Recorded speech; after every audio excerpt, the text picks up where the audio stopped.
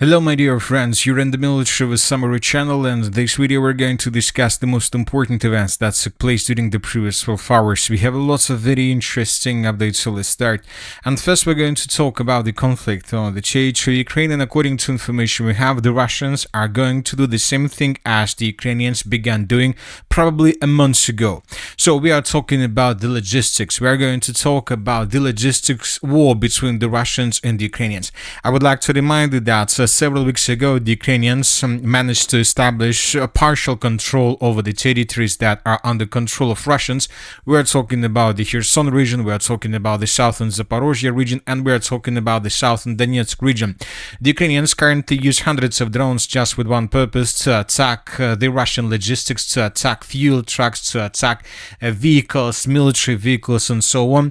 And as of the morning of the 27th of May of 2026, an updated map of drone strikes on Russian military logistics on M14 and N20 highways was published, and according to this map, since the beginning of May, the Ukrainians carried out 78 strikes on vehicles that were moving through this area. So as you can see, all these yellow points are vehicles that were damaged and destroyed by the armed forces of Ukraine as a result of the logistics war between the Russians and the Ukrainians.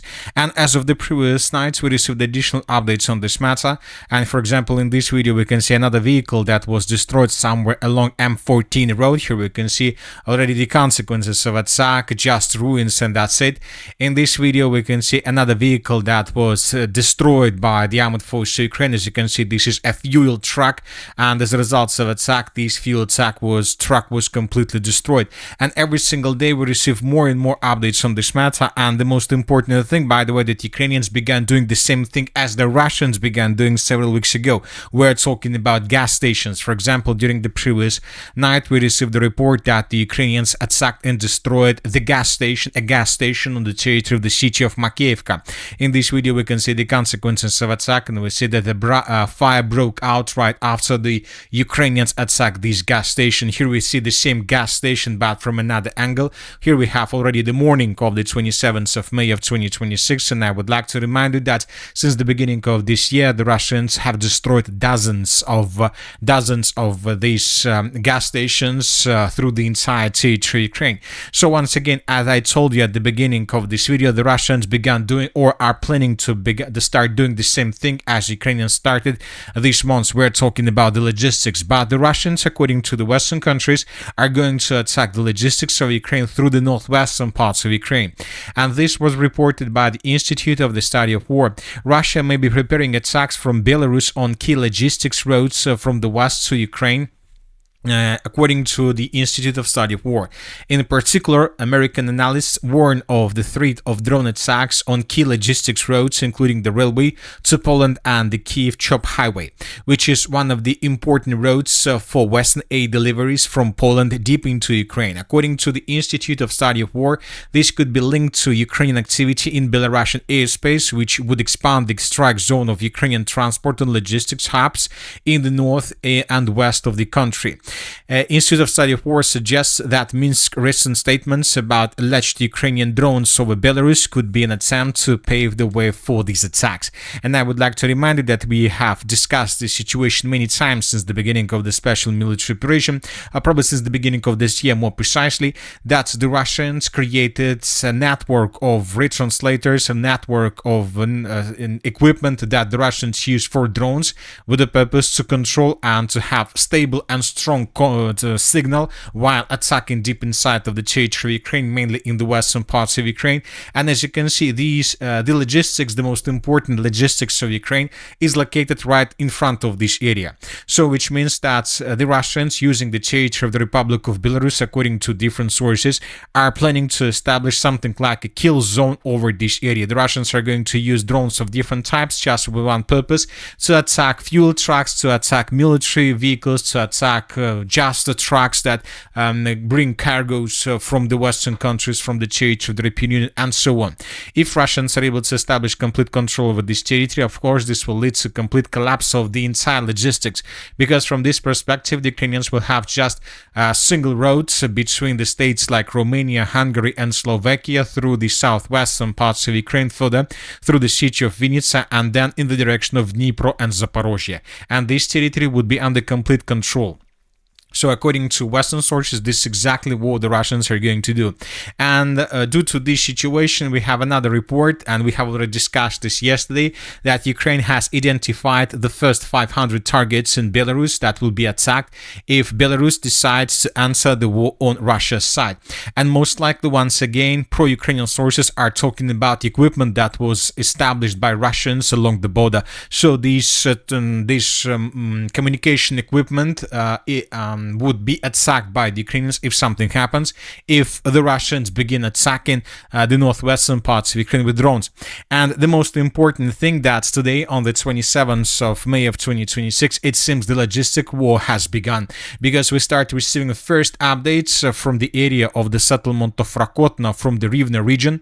And here we have first videos and first updates that drones of the armed forces of the Russian Federation began flying over this area.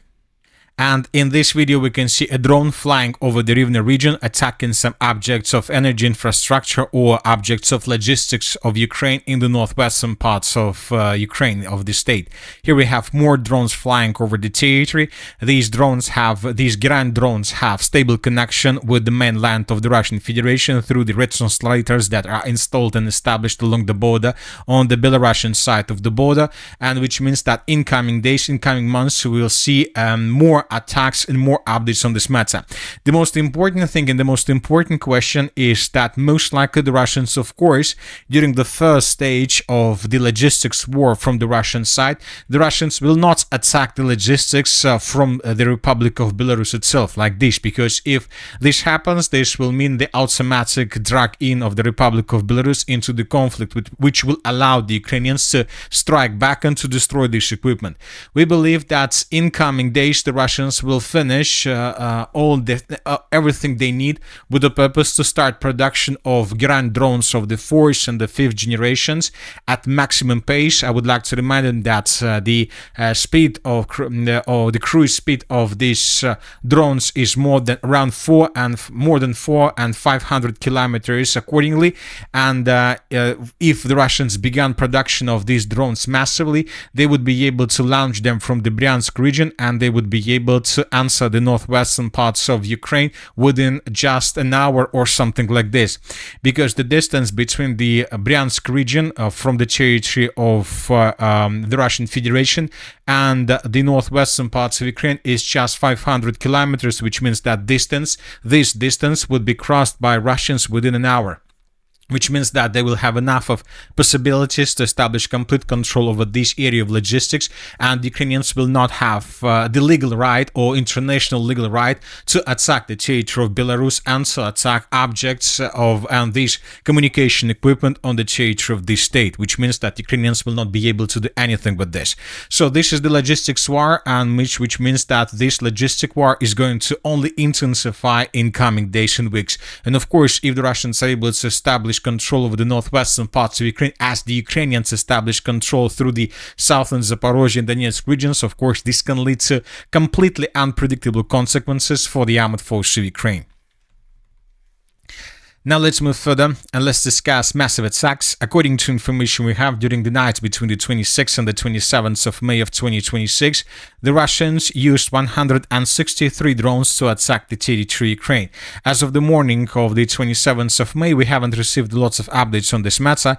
We have several videos published by different sources about the consequences of previous attacks that took place several days ago during the latest massive attack. Here we can see the consequences right after several missiles hit the city of Kiev.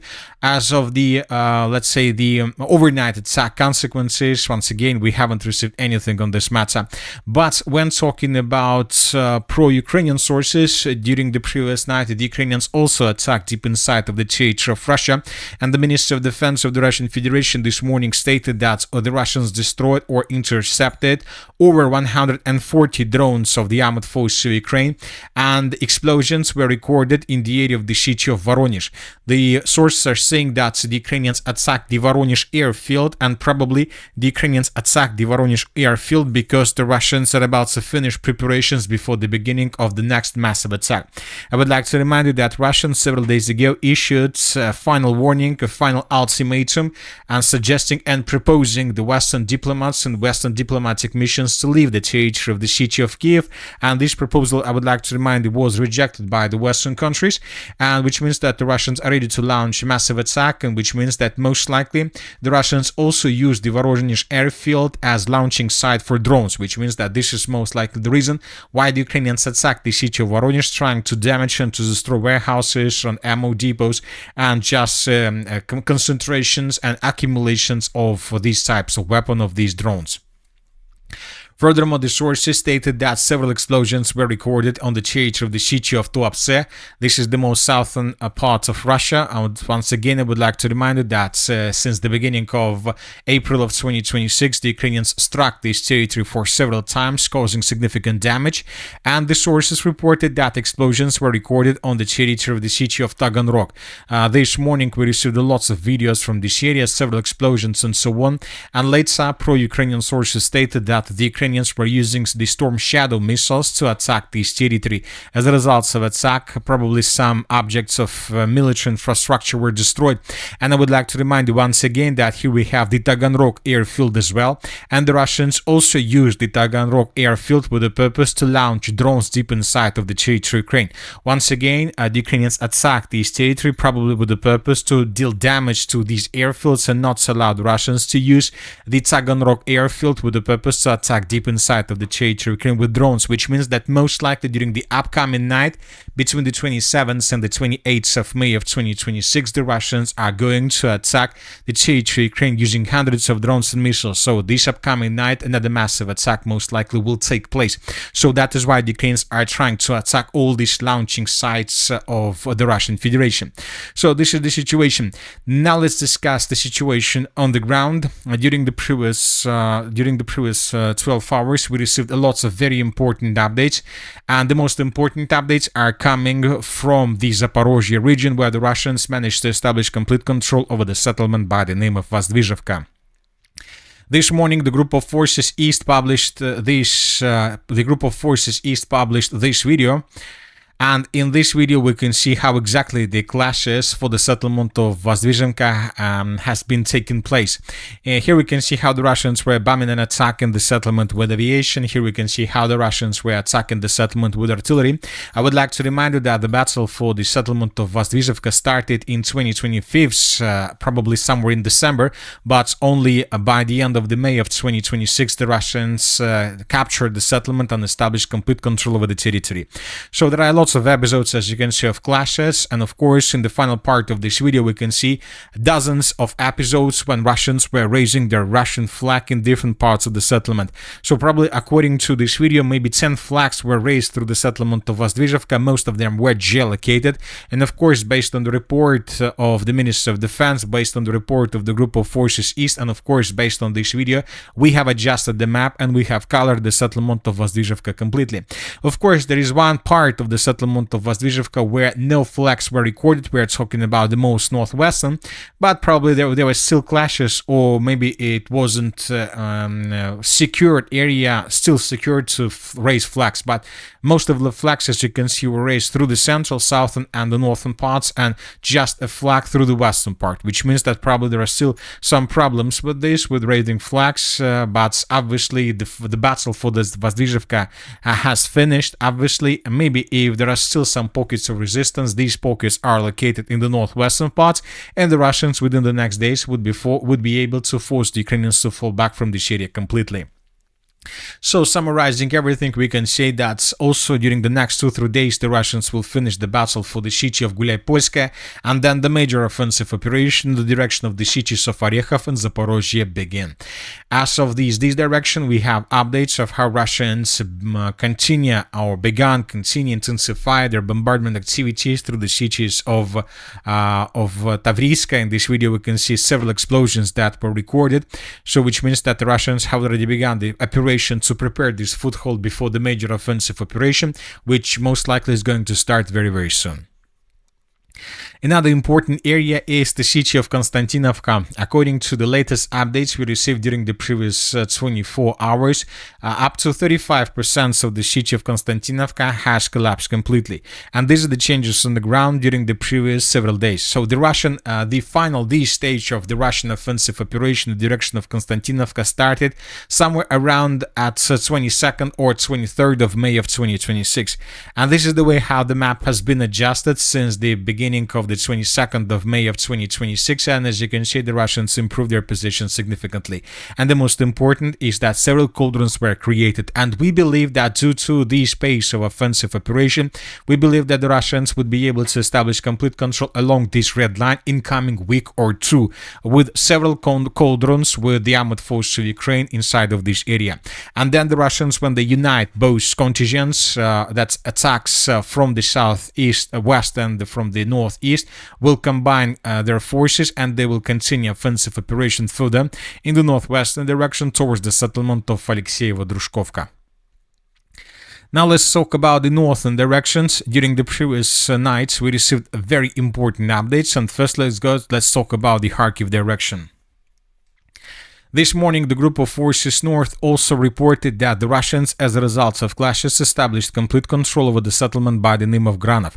As of the morning of the 27th of May of 2026, we haven't received anything on the matter of videos or something like this, just a picture and reports that were published both by the Minister of Defense and the group of forces north. Based on these updates, based on these proofs, we have adjusted the map. The Russians managed to answer the Kazachye Lopань agglomeration.